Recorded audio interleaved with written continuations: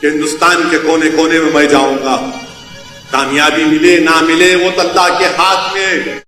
उत्तर प्रदेश चुनाव में all India मजलिस इत्तेहादुल मुस्लिमीन चुनाव लड़ने से समाजवादी पार्टी में खलबली समझ गया है।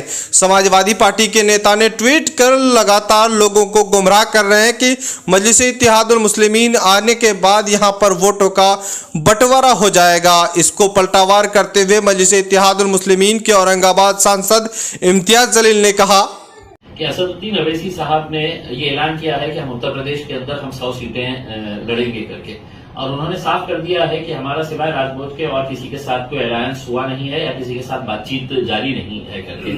इसके ताल्लुक से अभी समाजवादी पार्टी के एमएलए अबू आसिम साहब ने ट्वीट किया है और उन्होंने कहा है कि ये सेक्युलर वोटों का बंटवारा हो रहा है और इससे बहुत नुकसान होगा करके। मैं मजलिस के तरफ से है तो अबू आसिम साहब को ये कह रहा हूं कि आप भी मजलिस ज्वाइन कर लीजिएगा। आपको हम दावत देते हैं कि आप मजलिस ज्वाइन कर लीजिएगा। हम आप असद अवैसी साहब मिलकर जाकर उत्तर प्रदेश के अंदर अपनी ताकत कैसी बढ़ा सकते हैं, हम उसके लिए काम करेंगे। वरना अबू आसिम साहब, जो हाल वहां पे हमारे जो समाजवादी पार्टी के बड़े लीडर जो आज जेल के अंदर है, उनका पूरा परिवार जेल के अंदर है, उनकी क्या हालत तो हुई है और उनके लिए कौन खड़ा हुआ। सेक्युलर कह रहे हैं ना, मुलायम सिंह का परिवार भी है तो उनके साथ खड़ा नहीं है। आज समाजवादी पार्टी उत्तर प्रदेश के अंदर जो बड़ी है, उसके अंदर ठीक है हमारे मतभेद हो सकते हैं, लेकिन आजम खान के कंट्रीब्यूशन को कोई नहीं इनकार कर सकता है। बिल्कुल गलत यह है कि मुसलमानों का चेहरा था, जब उनको वोट मांगना रहता था तो आजम खान को आगे खड़ा किया जाता था। आज आजम खान जेल के अंदर है, उसका परिवार जेल के अंदर है, उनकी बीवी उनके बच्चे हैं, तो आज इस तरह से परेशानी की जिंदगी गुजार रहे हैं। तो आप है तो ये सेक्युलरिज्म का है तो ढोंग रच रहे हैं हमारे सामने। मैं आसिम भाई आपको भी अनुरोध कर रहा हूं, अपनी ताकत को समझिए। गए वो दिन कि जब आप मुलायम सिंह को अपना नेता समझते थे, आप हमारे साथ आइए। कल के दिन मुलायम सिंह और आप एक ही प्लेटफॉर्म के ऊपर खड़े रह सकते हैं। आप उनके नीचे खड़े रहने का सोचिए मत। आप उनके साथ खड़े रहने की ताकत है आप में, हम आपको साथ देंगे। चलिए हमारे साथ उत्तर प्रदेश के अंदर। और ये सेक्युलरिज्म का ये ढोंग जो है, ये पब्लिक अच्छी तरीके से समझ चुकी है। नतीजे जब आएंगे तब आपको समझ में आएगा कि ये सेक्युलर का जो ये पिछले 70 सालों से मुसलमानों को ये जो बेवकूफ बनाया जा रहा है सेक्युलर वर्ल्ड के नाम के ऊपर, आप मुसलमान उसका कैसा जवाब देते हैं। आप उत्तर प्रदेश से इंशाल्लाह उसकी शुरुआत होगी।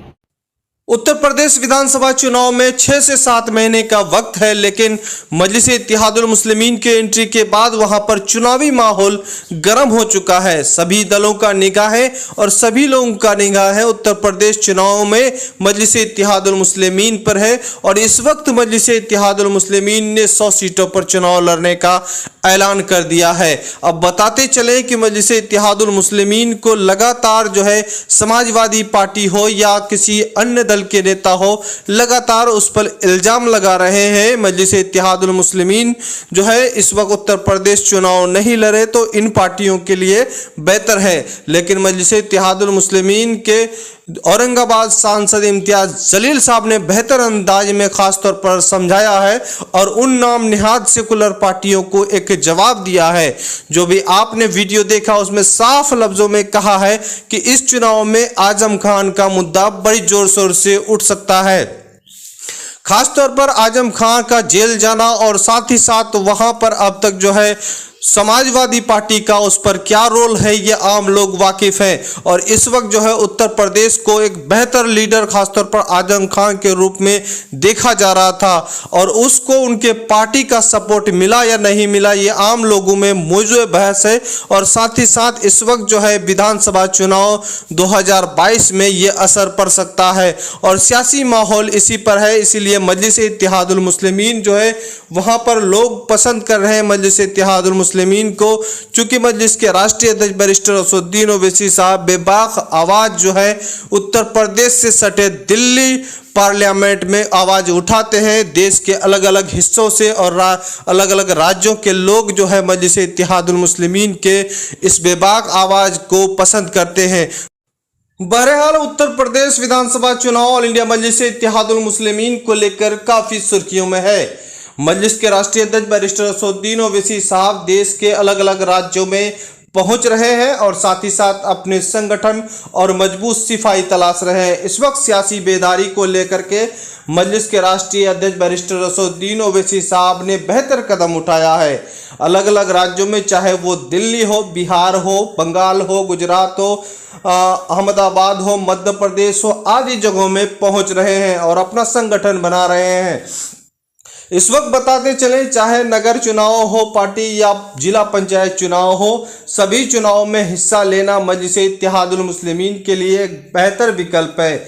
मजलिस इत्तेहादुल मुस्लिमीन को मजबूत करने के लिए लगातार उनके कार्यकर्ता लोगों के पास उनके पैगाम को लेकर पहुंच रहे हैं और साथ ही साथ शिक्षा, स्वास्थ्य, रोजगार आदि मुद्दों को लेकर के लोगों से चर्चा कर रहे हैं। इस वक्त मजलिस इत्तेहादुल मुस्लिमीन ने बिहार विधानसभा चुनाव लड़ी, लेकिन बिहार में उन जिलों से चुनाव लड़ी जो बड़ी पसमानदा जिला है और सीमांचल के नाम से मशहूर है। सीमांचल में अररिया, किशनगंज, पूर्णिया, कटिहार, इन जिलों के विधानसभाओं में अपने प्रत्याशी उतारे थे। अब बताते चले कि यहाँ पर भी कई राजनीतिक पार्टियों से उन्होंने गठबंधन किया था और साथ ही साथ जो ये पसमानदा विधानसभा है, खासतौर पर यहाँ पर शिक्षा, स्वास्थ्य और रोजगार, इन मुद्दों को लेकर के लोग काफ़ी परेशान रहते हैं। यहाँ पर घनी नदियाँ होने के वजह से काफ़ी जो है नदी बाढ़ प्रभावित एरिया है और साथ ही साथ हजारों लोगों के घर, आशियाने जो है बरसात के मौसम में उजड़ जाते हैं। जब ये उफान नदी होते हैं तब लोग खौफ और डर का माहौल सताए रहता है। इसलिए बड़े बदलाव की उम्मीद पर यहाँ के लोगों ने मजलिस इत्तेहादुल मुस्लिमीन को इस बार भरोसा कर एक बदलाव के रूप में वोट दिया। अब बताते चलें कि मजलिस इत्तेहादुल मुस्लिमीन ने बिहार चुनाव जीतने के बाद मजलिस के नेता लगातार पटना असेंबली में नीतीश सरकार के आंखों में आंखें डालकर बात कर रहे हैं और बिहार की नुमाइंदगी के साथ साथ सीमांचल के पिछड़ेपन का मुद्दा उठा रहे हैं। चाहे वो बाढ़ हो, चाहे वो शिक्षा हो, स्वास्थ्य की व्यवस्था के बारे में हो, इन मुद्दों को लेके आवाज उठा रहे हैं। हालांकि ये आवाज पूरे देश के लोग सुन रहे हैं, जहां लोगों मजलिस इत्तेहादुल मुस्लिमीन को एक ही समुदाय की पार्टी करार दे रहे हैं, इल्जाम लगा रहे हैं, उन लोगों के लिए ये विधायक अभी मिसाल साबित हो रहा है। मजलिस इत्तेहादुल मुस्लिमीन के विधायक लगातार जो है क्षेत्र के समस्याओं को उठा रहे हैं, किसी एक व्यक्ति या जाति या धर्म के मुद्दे पर नहीं उठा रहे हैं। जो समस्या है, लोगों के बुनियादी समस्या है, उन मसाइल को लेकर के पटना असेंबली में लोग हक के लिए लड़ाई लड़ रहे हैं। अब बताते चले कि उत्तर प्रदेश में मजलिस इत्तेहादुल मुस्लिमीन जो है, अगर वहां कामयाब होती है इस चुनाव में, तो मजलिस के उत्तर प्रदेश के असेंबली में मजलिस के विधायक एक आवाज़ बन के उभरेगी। इस वक्त चाहे आजम खान का मामला हो या दिगर मामला वहाँ पर सामने में आ रहा हो, वो बुनियादी वहाँ के मसाइल हो, ये मजलिस इत्तेहादुल मुस्लिमीन बेबाकी से उठाने का काम कर सकते हैं।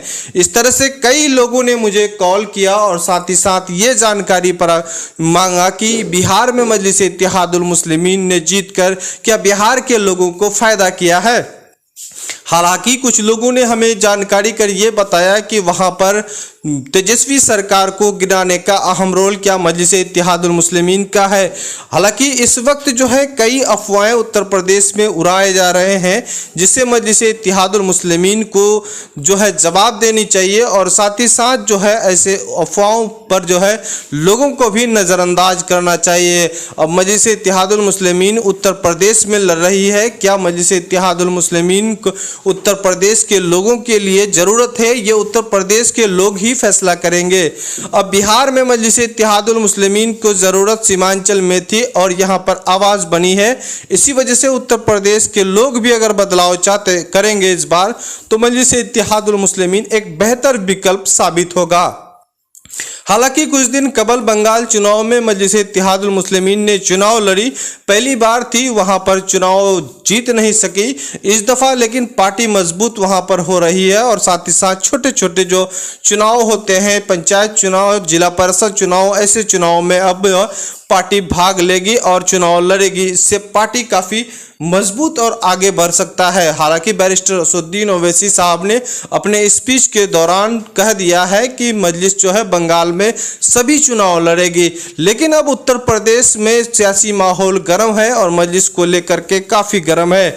मजलिस इत्तेहादुल मुस्लिमीन वहां पर अब इस बार जो चुनाव लड़ेगी तो उत्तर प्रदेश की जनता पर निर्भर है कि इस बार जो है मजलिस इत्तेहादुल मुस्लिमीन को क्या मौका देगी या नहीं देगी, या मजलिस इत्तेहादुल मुस्लिमीन जो है एक बेहतर विकल्प है या नहीं। ये अब उत्तर प्रदेश के जनता पर निर्भर करता है। लेकिन आप देख रहे हैं द मैसेज न्यूज। इस तरह से न्यूज़ पाने के लिए हमारे चैनल को सब्सक्राइब करें, अच्छा लगे तो लाइक करें और दोस्तों को शेयर करें। खुदा हाफिज।